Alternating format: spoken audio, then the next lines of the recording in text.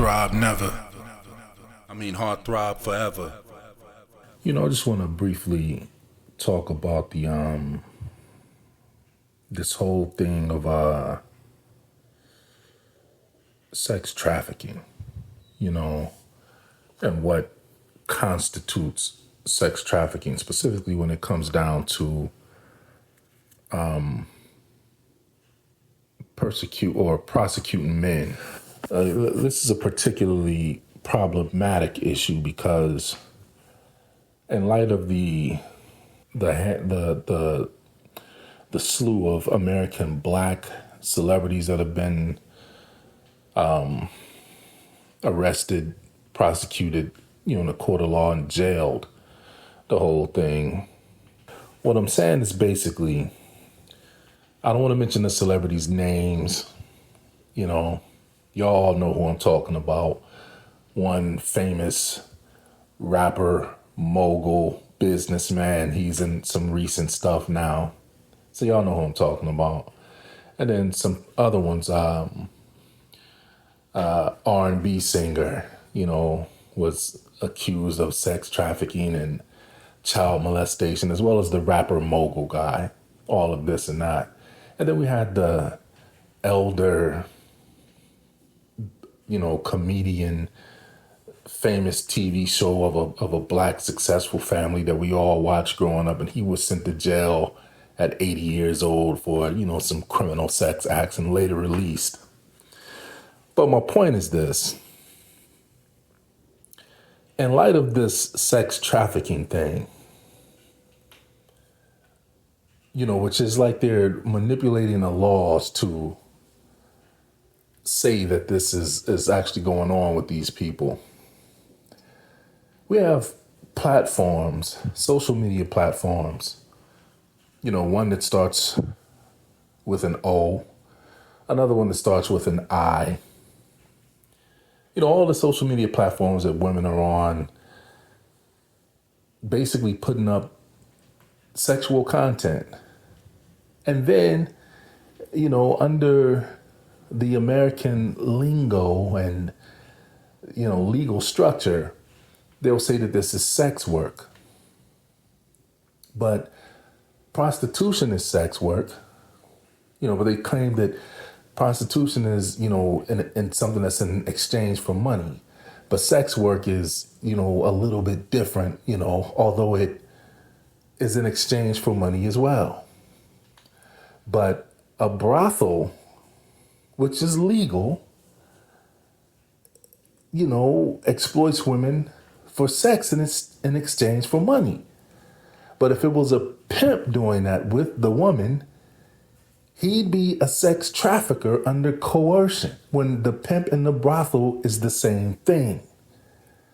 Now, what I'm saying is, if these celebrities, whether they black celebrities, black men, white men, are being jailed and taken to court and have lawsuits and stuff coming against them for sex trafficking, because sex trafficking could be paying for a woman to meet you in a different city if you live in a different city and y'all have sex, or paying for a plane ticket, or, so y'all can meet up and have sex. How is not these platforms who host the environment for the video content, the sexual video content, the communications through texting and emails, with how they stay in touch with the people that they are getting the money from, as well as the payments, it all goes through these platforms, yet they are not liable for sex trafficking. You see, it's the hypocrisy of this shit. It's the lying of this shit. So you mean to tell me that a brothel is completely legal when they are fostering women exchanging sex for money? The whole term or terminology of sex work means that money is being exchanged for sexual services. If it's a prostitute, she's exchanging sex services for money. sex work. She's an escort. She's exchanging her escort services, which we all know that there's sexual work involved in that exchange for money. So once again, we have this thing of when you do it, it's illegal. But everything is legal if the government can see you. And that's directly from, a great hip hop artist, KRS-One. That's one of his lyrics.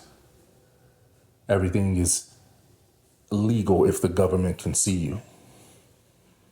Because to set it up and say that a brothel is legal under any circumstance when it does the same thing and fosters the same type of thing that a pimp does, maybe without the beatings, maybe so, we don't know.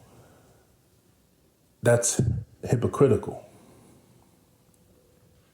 And then not to label these platforms who allow women or men to be on the platforms, posting sexual content. And then they have the platforms that host the sexual content, as well as the payment gateways there to accept the money, to allow these platforms to be able to do this and not consider them a brothel or a digital pimp. It's hypocrisy. Because these platforms are definitely set up. We all know how many women have been flued out off of these platforms, meeting people on these platforms, and pardon the language, but now we got this is the real term with Nate Dogg. Everywhere I go, every other video, no matter where I go, I see the same hole. This, like, they are facilitating this shit. But then you have the nerve to have a country who is benefiting financially off of shaking down and, turning people upside down, particularly men, white and black men, and shaking the money out of their pockets over engaging in a system that they set up. This kind of twisted and demonic transfer of wealth. And there was something else I wanted to say on this too. Anytime you bring truth to a situation, people always want to say you supporting the abusers and things like that, and that's not true. But in the case of the rapper mogul / businessman who's currently, detained right now awaiting trial, I heard somebody say, I wasn't sure that he had done anything like that, but then when I saw that video of when he beat down the chick on the video, I said, okay, yeah, he's guilty of all that stuff. Like, what type of stupid ass logic is that? Now, I get it. His track record is, he's basically done it to himself, but that's irrelevant. Because just because you do something terrible to a person, and you have a list of other things you may have done to other people, that doesn't mean that you're guilty of the stuff you're being accused of right now. Like that's a very dangerous position to have. And especially for black men, but even white men too. It's a very dangerous position to have, because what this means is you're being judged and deemed guilty before you even have court for them to decide this. Like, the entire jury pool from them being able to see any of this stuff on TV and the internet is going to be skewed against this person having a fair trial, or even to introduce the concept of reasonable doubt.